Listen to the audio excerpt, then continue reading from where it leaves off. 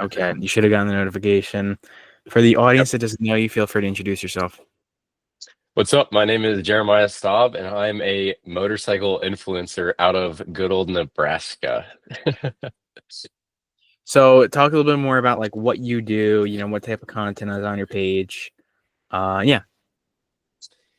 Okay, so what I do, a lot of my stuff is obviously based around motorcycles, whether it be getting into motorcycles for your first time, learning how to ride, kind of just the bike life in general. I'll go to a bunch of different motorcycle meets and kind of show you guys the whole side of bike life, everything from the good to the bad. And 90% of my content revolves around wholesome stuff. It's a lot of giving back to my community, passing out drinks, passing out coffee and donuts to cops, passing out Halloween candy, Christmas presents, donating that stuff to people in need.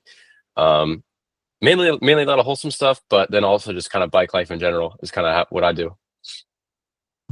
Well, yeah, I mean, like, I'm even on your page right now. You're giving like a little boy riding your motorcycle. You're giving somebody at a bar something. You're giving a little girl like a bunch of candy, I think, or Yeah. presents. Okay. Yeah, no, like just some like overall good stuff. So how do you come up with those ideas? That's a great question. This year was easier because I didn't really have to come up with them. Last year was the year that I came up with them, and I don't remember exactly how I did it. I just remembered it was very, very hot. I was like, oh, it'd be cool for a video. Just go pass out drinks to people working out outside. It was like 100 degrees out, and I'll pass out like Powerade, Prime, Gatorade, just to make their day a little bit better and be nicer. And then I did that, and that kind of kicked and took off. And I was like, oh wow, everyone loves this wholesome stuff. So then from there, I was like, well, what else can I give out? Oh, donuts and coffee to cops. They like donuts and coffee. Let's go try that. That worked. And then I was like, let's do Halloween candy on Halloween because a lot of the kids love the bikes, but sometimes they don't always have the courage to come up and talk to us or come say hi to us. So we'll go approach them and be like, hey, we're reverse trick or treating. Here you guys go. Come check out the bikes because a lot of the kids love them. And then from there was presents and then flowers and then Easter eggs and so on and so forth. So it came to just be this what else can I give out and give back to the community, I guess. Well, where do the bikes come into all of it? Like, why do this on a bike? Why not do this on foot? Like, what I'm saying? Like, I Mm, don't think of like bikes and generosity as like going together. They do fit, yeah, clearly. You have 872,000 people who thinks they fit, but why? How do they fit? that's a good question. I don't think that they fit specifically for a reason. I think it's just because I've always loved motorcycles and social media and I think it's the opposite of what people see online as the bike life. So the bike life, or what most people see, is run from cops, do wheelies, go really fast, et cetera, et cetera. And I don't think that really fits everybody. I think there are a lot of people out there that just don't like that stuff. I'm not saying there's anything wrong with it because I myself am guilty of not running from cops and breaking laws, obviously. But of course, I enjoy the bike and the speeds that come with it on a track. But I think that I'm the polar opposite of that, and bikes are a little bit more maneuverable. Plus, it's something that whenever a kid sees, it's not just a normal car. It's a motorcycle. So they always gravitate towards it, and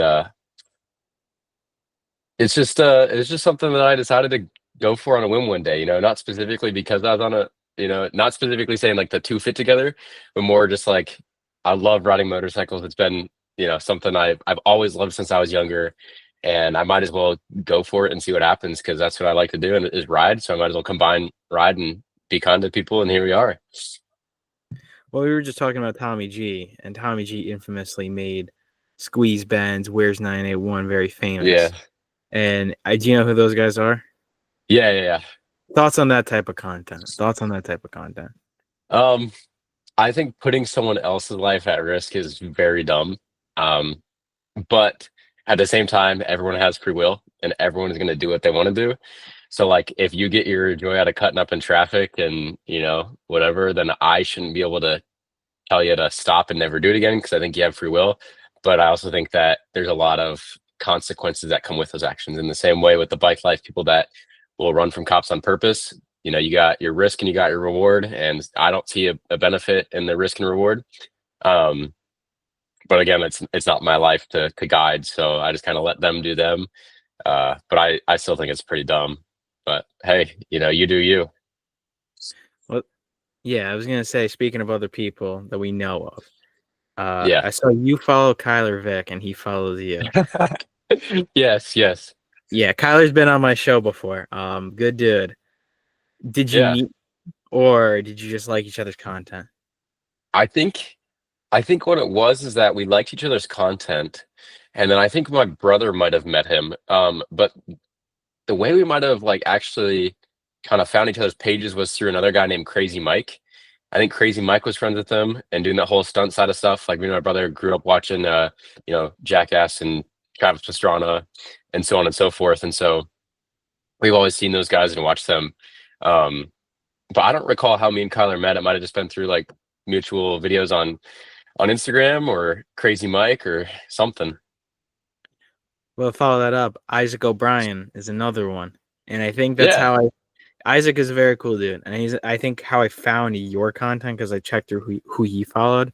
yeah. I put Isaac on the show. So what was the deal with Isaac? Because he's also a motorcyclist, man, but very different Um, content. yeah. So actually, Isaac, I think I he's just another bike creator I'd followed because I liked his stuff. And me and him have actually become pretty close recently, just kind of bouncing ideas off each other with content, trying to figure stuff out, and then figuring out how to grow an audience, monetize an audience, grow on Snapchat. We're just kind of throwing ideas back and forth at each other, sending each other videos, be like, hey, does this look good? What do we change? He's just a very content-minded person, which is really, really cool, and I need more people like that. So I really like Isaac. Isaac is a great guy all around. Agreed, 100%. I talked to Isaac decently, and he's a cool dude. I can vouch for him. Richard, as some might call him. Yeah, yeah, Richard, Team Richard. Team Richard. Yeah. Speaking of that, Alex Eubank.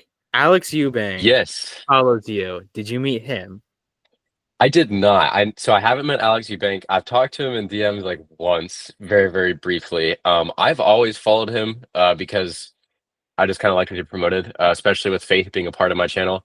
And then one day I checked my notifications and he followed me, and I was like, oh, holy crap! You know, I've kind of followed this guy forever, and then here he is. I can just shoot him a DM. So I don't really know what video he saw of mine or what I did to get him to follow me or whatever. But yeah, we've connected here and there. He's a really cool guy, and I really like what he does. And I kind of put him in my head as like, that's kind of the person I want to be, open about my faith, doing what he does, so on and so forth. Talking about that and talking about faith. You Hmm. know, um, what does that look like for you? I mean, like I can tell you're a Christian, Hmm. right? Right, because you have a Bible verse like straight in your bio and everything. Hmm. So where did that come from? What was your journey of faith? Were you always a Christian? Was it a recent thing? And when did you start implementing that into content? I grew up Christian, I'd say, but I was never like heavily into it growing up. Just kind of a part of my lifestyle.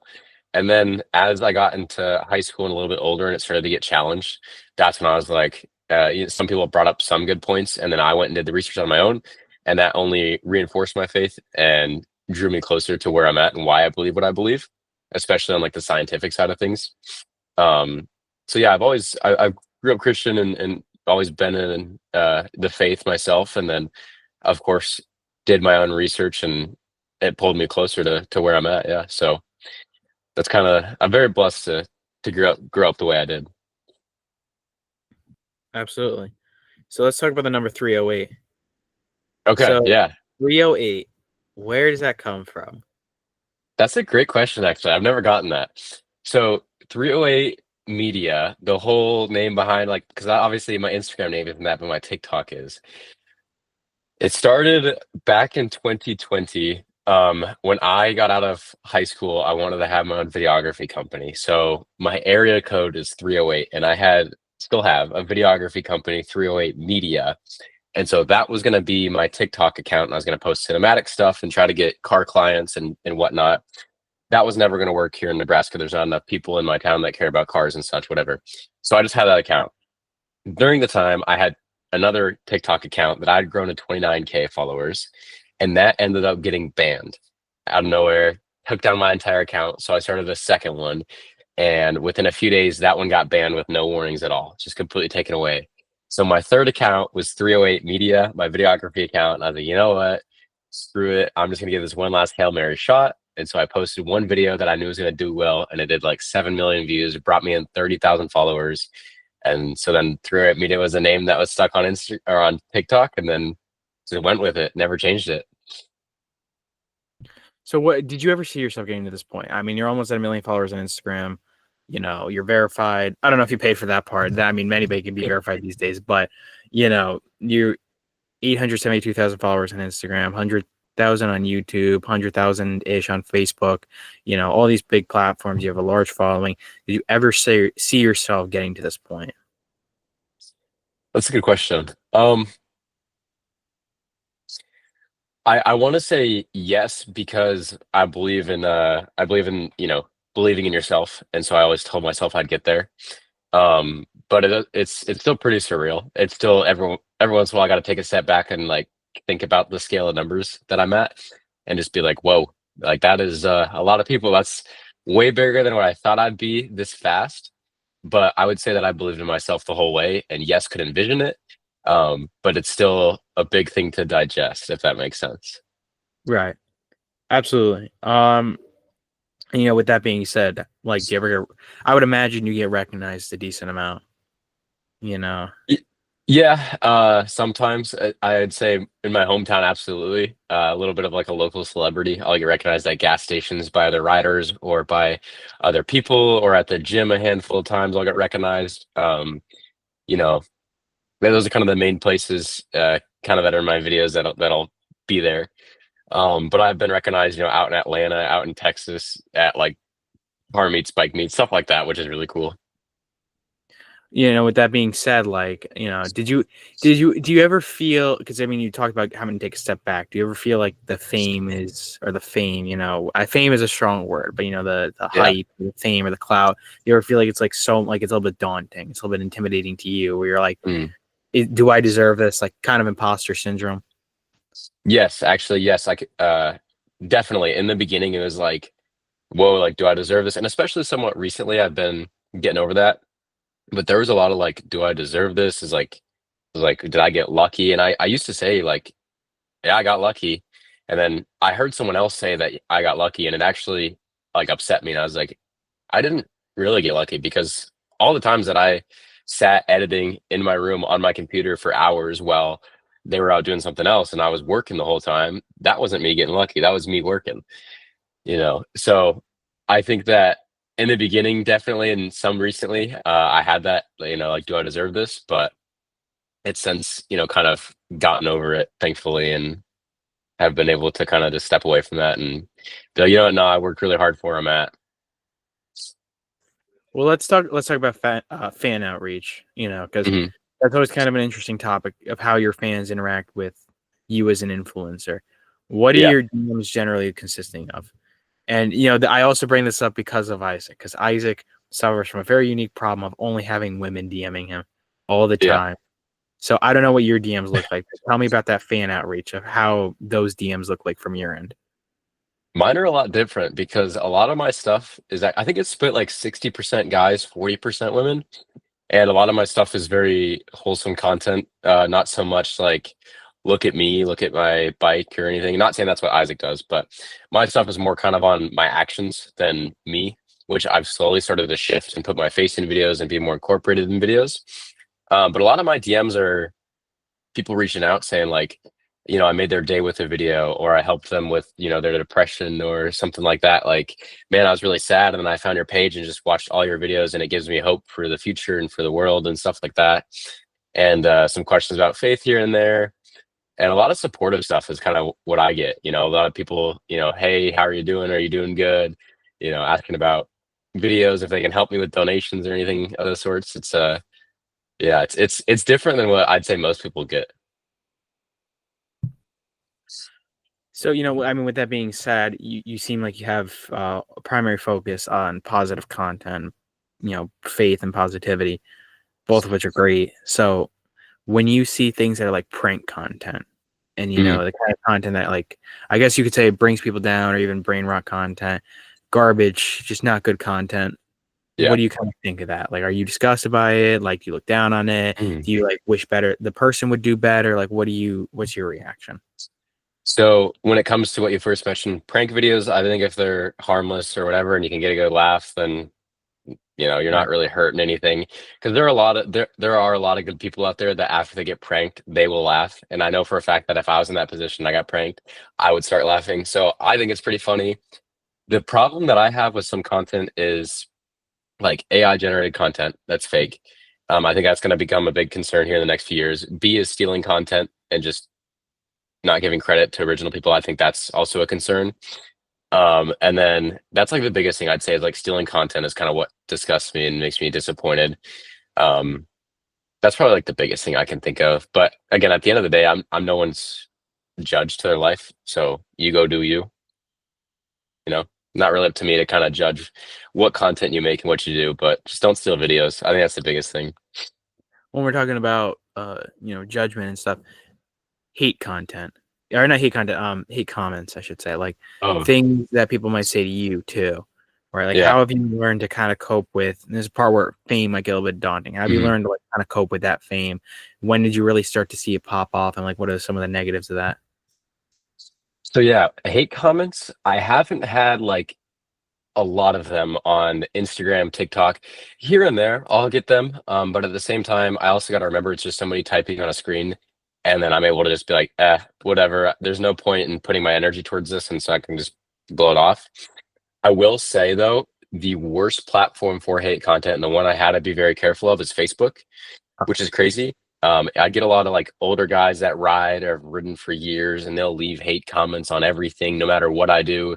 I was giving out presents to kids, and these kids were walking. I gave them presents, and some guy said that he'd hunt me down if he found that I gave his kids presents, and I was like, "Holy crap!" Like that's kind of insane. But what I've come to learn is that, especially on Facebook, is that it is filled with people that just have nothing better to do with their day than to sit and scroll and just get mad at things online.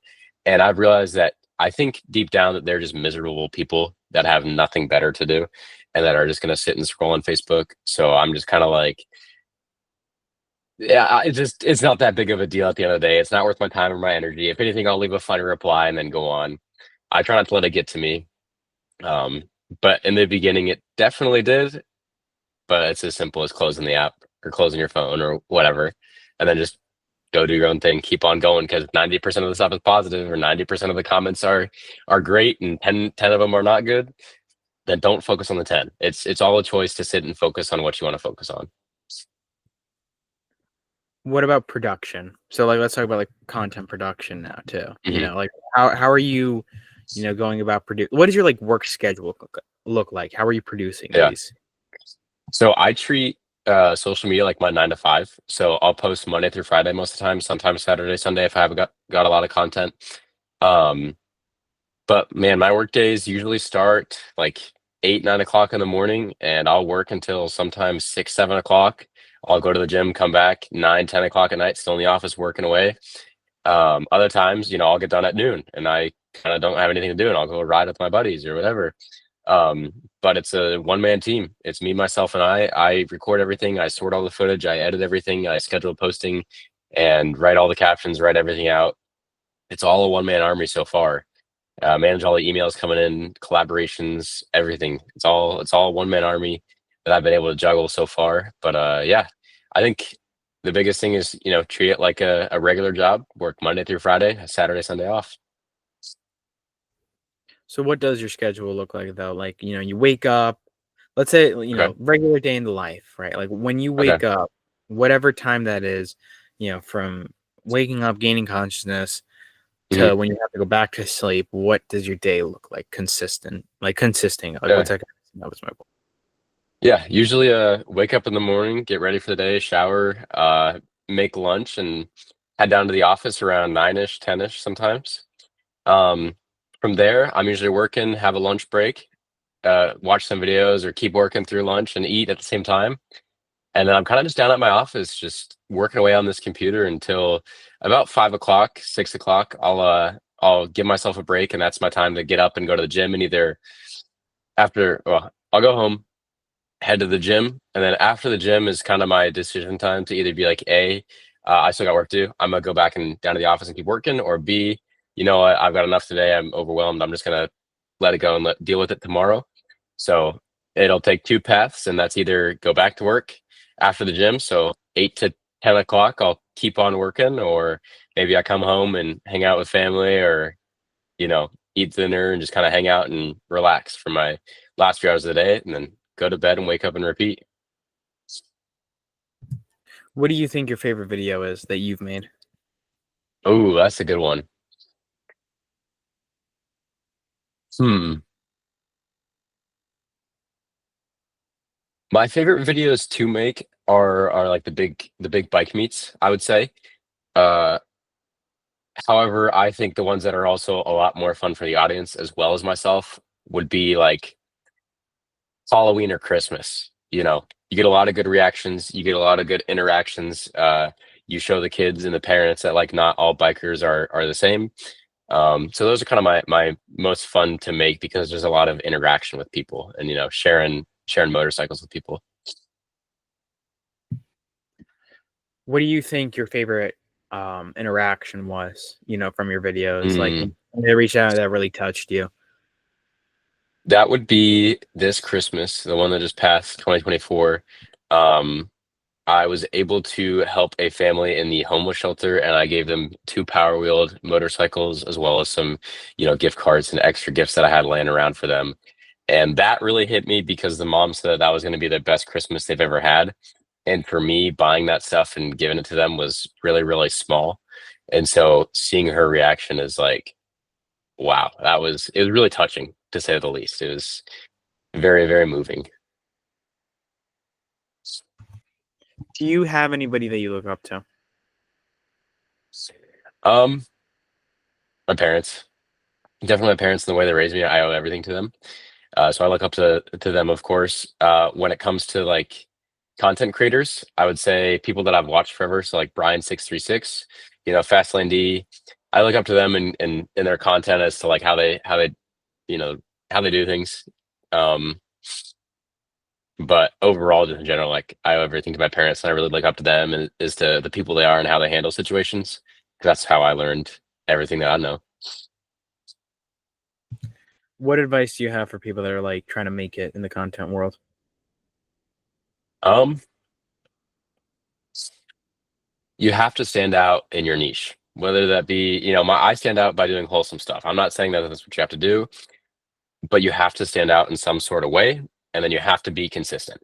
No one's going to watch a YouTuber that posts once a year. No one's going to watch a creator that posts once a month. People want consistent videos, consistent content coming out every single week, something new. Even if it is a repeat, it's got to be a good one that's obviously catchy and trendy, something that people can relate to as well.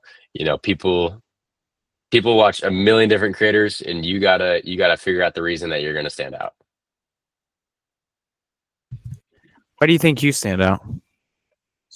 I think I stand out for my wholesome stuff. I think I'm the polar opposite of bike life. I'm the polar opposite of do wheelies, run from cops, speed. I'm the exact opposite of that. I'm give stuff out, create good memories, help people out. And I think that people, not just because I'm on a bike, I think people just like heartwarming stuff to know that they're still good in this world, especially with how sometimes polar opposite and drastic the world can be or seem sometimes, or how dark it can seem sometimes. What was your childhood like? Like, what got you into motorcycles? That's a good question. I raced BMX growing up, and I don't know if that had anything to do with it, but I just remember as I got older, 12, 13, 14, 15, and would see motorcycles on the street. That's all I wanted. That's all I wanted. I had an obsession with two wheels and a motor. And I was like, that just looks like so much fun. I told my parents, I don't want a car. I just want a motorcycle. I will tough it out in the wintertime, get a dirt bike. Like, all I want is just a motorcycle. And so growing up, like we had like little pocket bikes and bicycles, but never had like a dirt bike or a motorcycle. And I just always watched like X Games, Nitro Circus, and I just thought motorcycles were so cool. Dirt bikes, sport bikes, you know, always loved them. And so when I finally had the money and turned old enough, I was like, "Yep, I'm buying one." So I did. So, when we're talking about racing BMX as a kid, what were some of your like memories from that?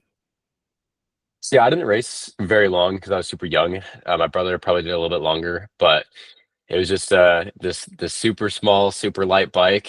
Sometimes I think I had training wheels on it in the beginning, and just lining up at the gate and racing around a dirt track every once in a while.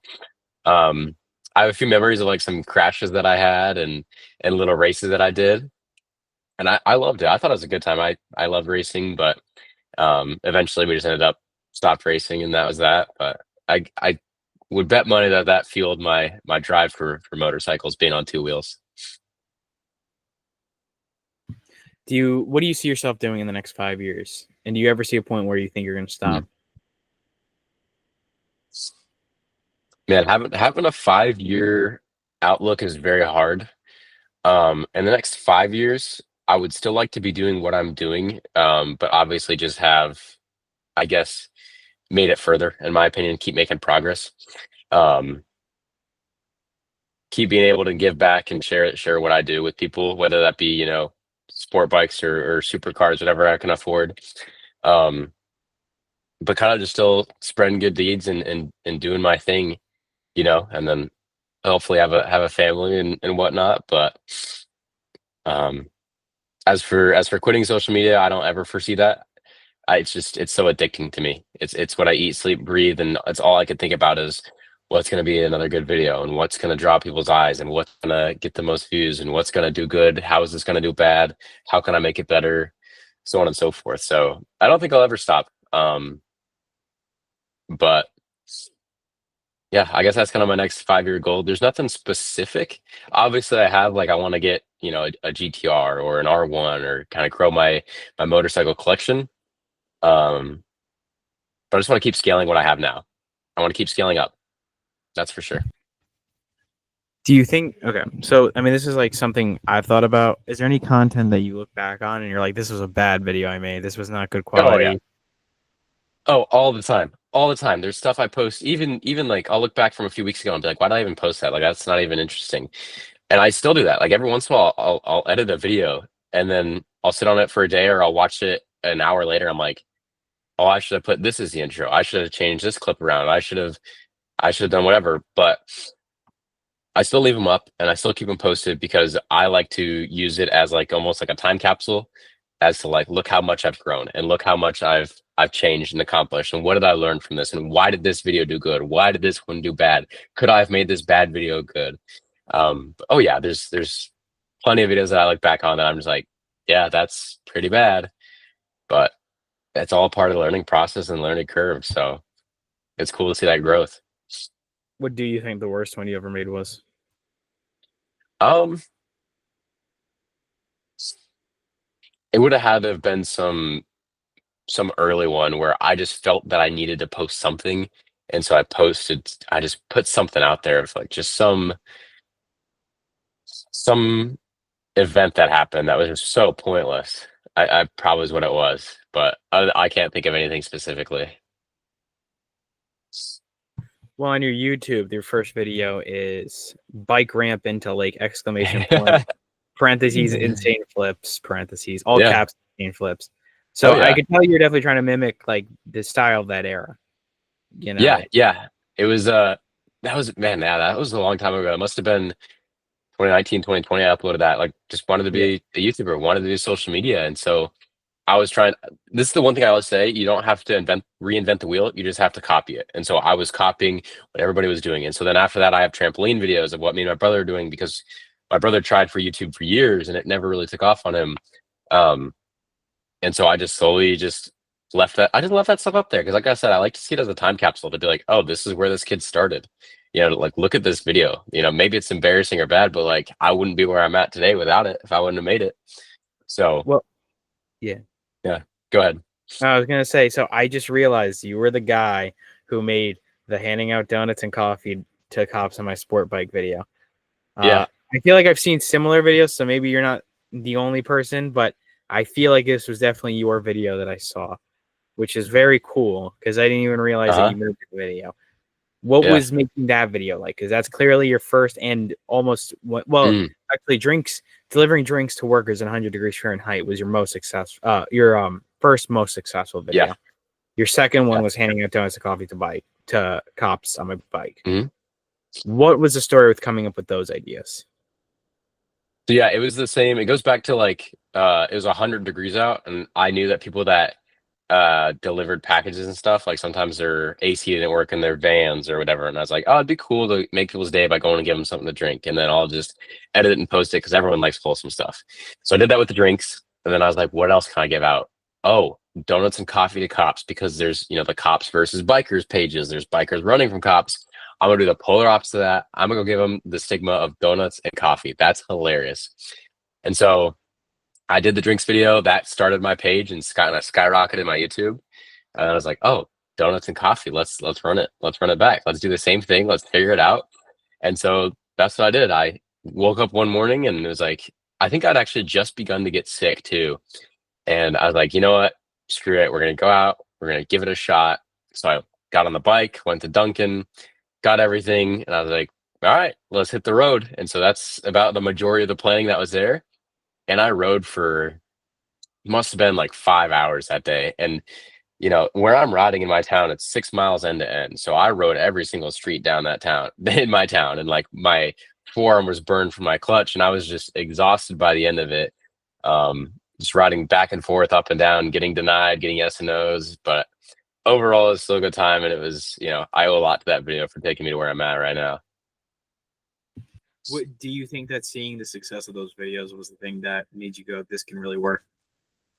Yeah. Oh yeah, 100%. As soon as I saw that these videos took off, especially being such a small channel, I must have had like 2,000 subscribers when those things took off. I was like, yep, that's niche right there. Passing stuff out, making people happy, making wholesome content. Like that's it. Bam. And so if you go and look at my page, like I have, a bunch of different moto vlogs.